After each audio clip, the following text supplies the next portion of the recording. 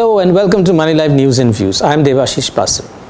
We have just got the new budget presented on Saturday by the Finance Minister Nirmala Sitharaman, and there seems to be a massive disappointment all around, although the stock market seems to have fallen and then risen and decided to move on.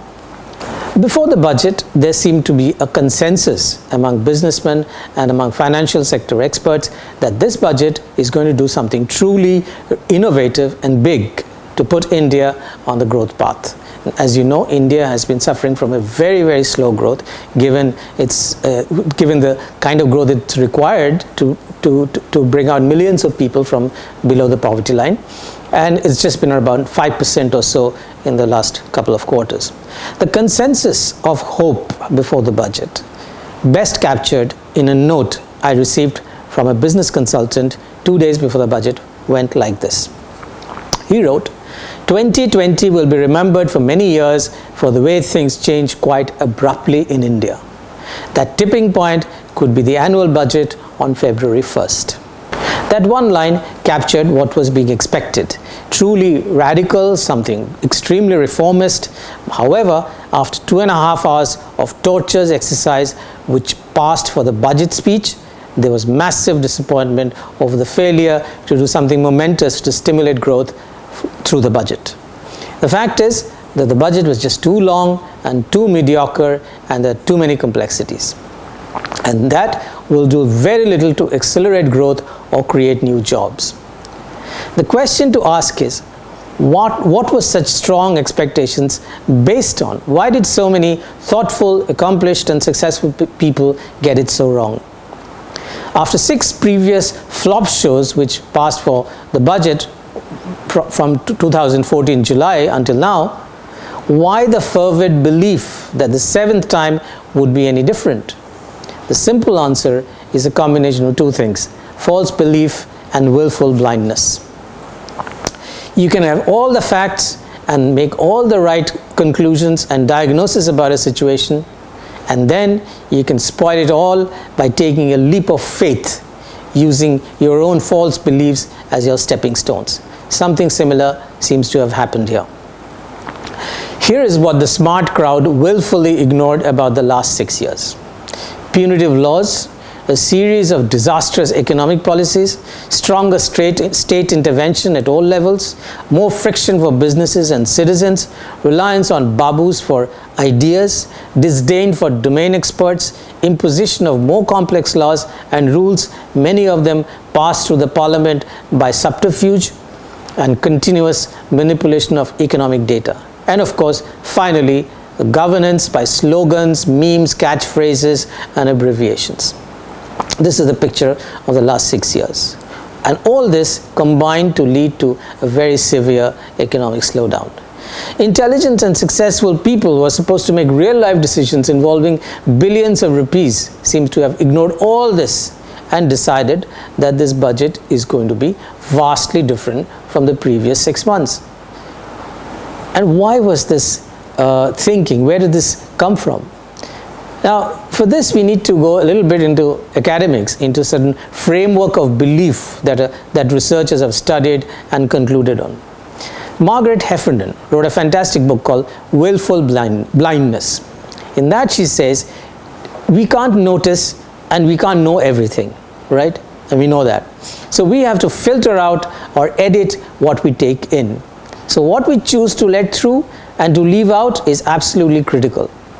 We mostly admit the information that makes us feel great about ourselves, while conveniently filtering out whatever unsettles our fragile egos and most vital beliefs.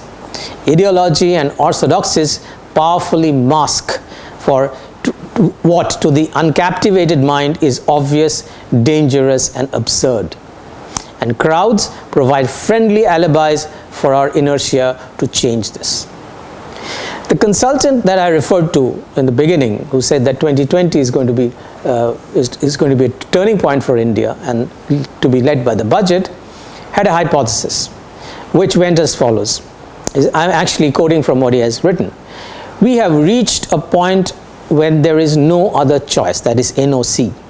The time for NOC has come. Now, more false belief followed this sweeping assumption. I don't know why NOC has come. We can keep going down and down and down further. Narendra Modi desperately needs to taste success to leave behind a proud legacy. Again, great assumption. I don't know if that's true. 2020 is a tipping point in his tumultuous second term. Modi can be expected to personally drive and control the reform agenda through his central team at the PMO. Exactly what he's done for the past 6 years. Now, to expect something different from what has been happening for 6 years is really insanity, but that seemed to be the consensus here. So here was the bedrock of the false belief that was assumed but never articulated. A determined Prime Minister, hard at work, keen on leaving a great legacy, has the drive and the ability to pull the economy out of the ditch that his own 6 years of dull and centralized command and control had pushed into. Why did many intelligent people believe in this? For this now, let us turn to another framework of belief, which is articulated by Harvard psychologist Daniel Gilbert. And he wrote, people are credulous creatures. We are, as humans, we are credulous people. We believe easily. And you find it very easy to believe and very difficult to doubt. In fact, believing is so easy and perhaps so inevitable that it may be more like involuntary comprehension than like a rational assessment. That shows why so many intelligent people came to this particular consensus, even though 6 years showed them that they should not have this kind of belief. Gilbert and his colleagues showed through various experiments that our first choice is to believe what we hear and read.